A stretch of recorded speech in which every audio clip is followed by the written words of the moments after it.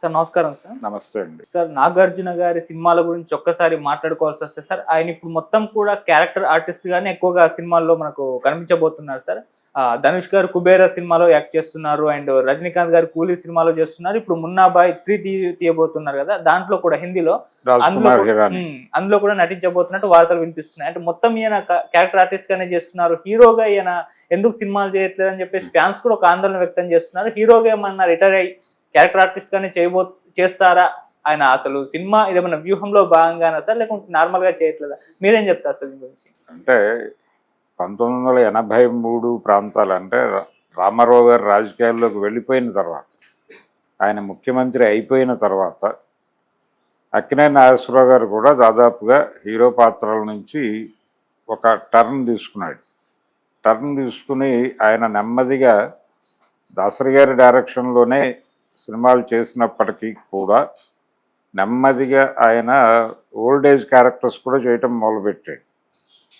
ఈ old age characters చేస్తూ మధ్యలో ఎప్పుడైనా సరదాగా ఒక యంగ్ ఏజ్ క్యారెక్టర్ చేశాడు తప్ప కాన్షియస్గా ఓల్డ్ ఏజ్ క్యారెక్టర్సే చేసుకుంటూ వెళ్ళాడు ఆయన.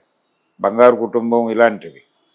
అలాగే నందమూరి బాలకృష్ణతో విబి రాజేంద్ర ప్రసాద్ గారు తీసినటువంటి భార్యాభర్తల బంధం అనేటువంటి సినిమాలో కూడా ఆయన ఓల్డ్ ఏజ్ క్యారెక్టర్ చేశాడు. ఇలా ఆయన చిన్న టర్న్ ఇచ్చుకుంటూ వెళ్ళిపోయాడు అక్కడి నుంచి. అంటే 60 క్రాస్ అయ్యాడు అప్పటికి. ఆయన 60 క్రాస్ అయ్యి 61లోకి వచ్చిన దగ్గర నుంచి కాన్షియస్గానే ఉన్నాడు ఆయన. ఈ ప్రాసెస్లోనే నెమ్మదిగా ఒక టైంకి సీతారామయ్య గారి మనవరాలు ఇలాంటి సినిమాలు చేసుకుంటూ వెళ్ళాడు. నాగార్జున 65లో ఉన్నాడు. ఇప్పుడు 65వ సంవత్సరంలో ఉన్నాడు. కాబట్టి ఇక్కడి నుంచి ఆయన నెమ్మదిగా తండ్రి గారి బాట పట్టినట్టుగా మనకు అర్థమవుతుంది. అంటే తను హీరోగా చేస్తే ఏ ఎలిమెంట్స్ ఉండాలి, ఎలాంటి సినిమాలు కోరుకుంటున్నారు, దీని మీద అంచనాలు కట్టుకుని ఆ సినిమాలు చేసి ఒకవేళ అవి రిలీజ్ అయ్యే టైంకి ఆడియన్స్ మూడ్ ఎలా ఉంటుందో తెలియని పరిస్థితి. కొద్దో గొప్ప ఆయనకి ఆ విలేజ్ బ్యాక్డ్రాప్లో చేసిన సినిమా కొంత లైఫ్ ఇచ్చింది. కానీ అంతకుముందు ఆయన చేసినటువంటి యాక్షన్ సినిమాలు రెండూ కూడా ఆయనకి నెగిటివ్ రిజల్ట్నే కట్టబెట్టాయి. అందుకని ఆయన కొంచెం ఆలోచనలో పడ్డాడు. ఆలోచనలో పడి నటుడిగా తను ప్రజలకు దూరం కాకూడదు అనే ఉద్దేశంతో, అంటే కొత్త జనరేషన్ వచ్చేసింది. ఈ కొత్త జనరేషన్ రావడంతో పాటు థాట్ ప్రాసెస్ మారింది. సినిమా మేకింగ్లో చాలా మార్పులు వచ్చేసినాయి. మార్కెట్ సినిమా గతి మారింది. సినిమా 3 దశల్లోకి షిఫ్ట్ అయింది. ఇప్పుడు లోకల్ మార్కెట్ సినిమా, అలాగే pan India market cinema, global market cinema. Local, global, pan India అనే 3గా డివైడ్ అయిపోయింది. ఈ డివైడ్ అయిపోయిన పరిస్థితుల్లో హీరోగా చేస్తే ఏ మార్కెట్లో నిలబడాలి అనేది ఒక కార్యక్రమంగా మారింది ప్రతి హీరోకి. ఈవెన్ చిరంజీవికి కూడా అదే ప్రాబ్లం. ఇప్పుడు తను పాన్ ఇండియా మార్కెట్ని కదిలించేటువంటి సినిమా చేయగలిగితేనే అల్లు అర్జున్ లాంటి వాడికి పోటీ ఇవ్వగలడు. ఆ రేంజ్లో అలాంటి సబ్జెక్టులు చేయగలనా లేదా అనేది కూడా ఒకటి ఉంటుంది. చేయగలగచ్చు, కానీ ప్రభావం వేయగలరా లేదా అనేది ప్రధానం ఇక్కడ. ఈ గందరగోళ పరిస్థితుల్లో తను హీరోగా సినిమా చేయటం కన్నా కూడా తన ప్రెజెన్స్ నేషనల్ లెవెల్లో ఉండటం మంచిది అని అనుకుంటున్నాడు ఆయన. ఇదొక వ్యూహం. ఈ వ్యూహంలో భాగంగానే ఆయన ధనుష్ సినిమాలో క్యారెక్టర్ చేయటం, ఇది డెఫినెట్గా పాన్ ఇండియాకి వెళ్తుంది.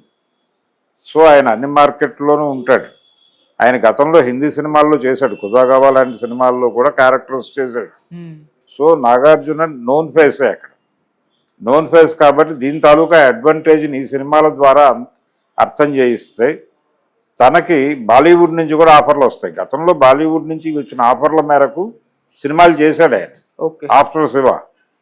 సో ఇప్పుడు మళ్ళీ అదే మార్కెట్ని రీఓపెన్ చేసేటువంటి ప్రయత్నాల్లో ఉన్నాడు ఆయన. అందుకని స్పెషల్ క్యారెక్టర్లు చేసుకుంటూ వెళ్ళిపోతున్నాడు. పాన్ ఇండియా మార్కెట్లో నిలబడాలి, లోకల్ మార్కెట్లో సినిమాలు కాదు. అందుకని ఈ పోకడ ఇప్పుడు పరిస్థితి ఎలా తయారైందంటే, ఇక్కడి నుంచి కింది నుంచి పైకి ఎలా మూమెంట్ ఉందో పైనుంచి అలాంటి మూమెంటే ఉంది. బాలీవుడ్ వాళ్ళు కూడా లోకల్ మార్కెట్ వాళ్ళని ప్లేస్ చేయాలని అనుకుంటున్నారు టార్గెట్ చేసి. దీంతోపాటు వరల్డ్ సినిమా కూడా ఇప్పుడు హాలీవుడ్ వాళ్ళు కూడా లోకల్ హీరోల కోసం, లోకల్ టాలెంటెడ్ ఆర్టిస్టుల కోసం చూస్తున్నారు. అంటే అందరినీ కొంత నేము ఫేము ఉన్నవాడిని ఇన్వాల్వ్ చేయడం ద్వారా ఈ మార్కెట్ని కూడా క్యాప్చర్ చేయొచ్చు అనే ఉద్దేశంతో ఎక్కడో చోట ప్లేస్ చేయాలనుకుంటున్నాడు. ఇప్పుడు నాగార్జున నిజంగానే సీరియస్గా క్యారెక్టర్ రోల్స్ షిఫ్ట్ అవుతాయి. ఈయనకి ఇంటర్నేషనల్ మార్కెట్లోకి వెళ్ళేంత సమర్థత ఉంది. అటువంటి ప్రయత్నం ఏదన్నా వాంటెడ్గా చేస్తున్నాడా, ఇది వ్యూహంలో భాగమా అనేది ఆలోచించాలి. ఒకవేళ అదే నిజమైతే ఆ ప్రోగ్రాంలో ఆల్రెడీ ఎమర్జ్ అయిపోయినట్టుగా భావించాలి. ఆయన చేస్తున్న సినిమాలు ఏది కూడా, ఇప్పుడు రజనీకాంత్ సినిమా ఉంది, రజనీకాంత్ ఇప్పటికీ ఆ ఇమేజ్ మీద మేనేజ్ చేసి ముందుకెళ్తున్నాడు. నాగార్జునకు కూడా ఆయన ఇమేజ్ని మేనేజ్ చేస్తూ ఆయన్ని, అంటే వింటేజ్ హీరోలని జనం ఎలా చూడాలనుకుంటున్నారో ఆ మేనరిజమ్స్ అవన్నీ ఉంటూనే కొత్త తరహా సబ్జెక్టు వాళ్ళతో డీల్ చేయగలిగితే ఆ సినిమా డెఫినెట్గా హిట్ అవుతుంది అనేది విక్రమ్ అనే సినిమా, జైలర్ అనే సినిమా మనకు ప్రూవ్ చేసినాయి.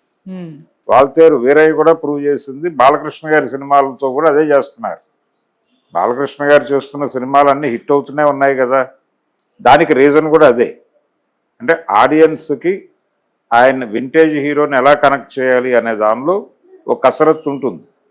రామారావు గారిని ఆ ఏజ్లో జనాలకు ఎలా కనెక్ట్ చేయాలో అడవిరాముడు టైంలో రాఘవేంద్రరావు కూడా అదే కష్టం పడ్డాడు.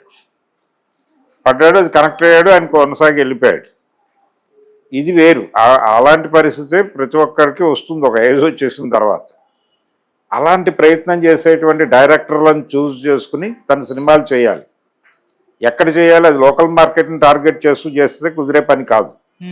డెఫినెట్గా ఆయన పాన్ ఇండియా మార్కెట్ని అడ్రస్ చేయాలి. పాన్ ఇండియా మార్కెట్ని అడ్రస్ చేసే కథలు సమర్థవంతమైనటువంటి దర్శకులు దొరికే వరకు వెయిట్ చేయకుండా ఈ సినిమాలు చేయడం ద్వారా ఒక పునాది ఏర్పడుతుంది. ఈ పునాది ఏర్పడిన తర్వాత ఇలాంటి అవకాశాలు, తను అనుకున్నటువంటి అవకాశాలు బాలీవుడ్ నుంచి కూడా రావచ్చు.